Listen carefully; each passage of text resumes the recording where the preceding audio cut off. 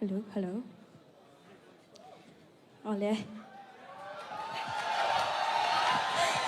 In Zavain, si Pure Branch YMA ay o in YMA in Kompuilian. Si bay ka bugvek at si u.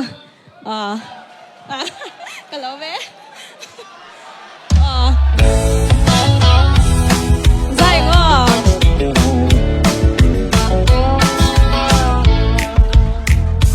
O zaurang kanay chun apoy ber.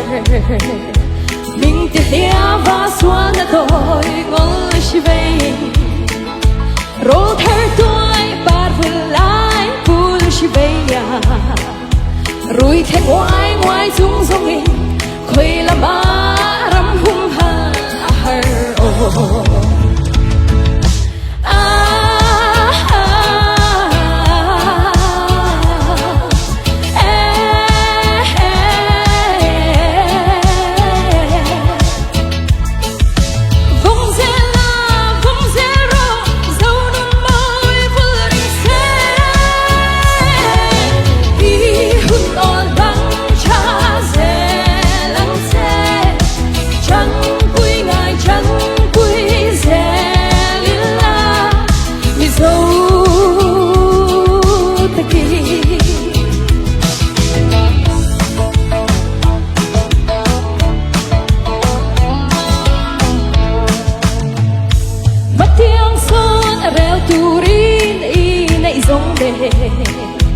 vai si te lại tuan mò in pan lệ dấu râm sum mà chia sẻ lâu mỏi lăng mày hè thì reng reng ya min song khơi làm ba in tâu đờ har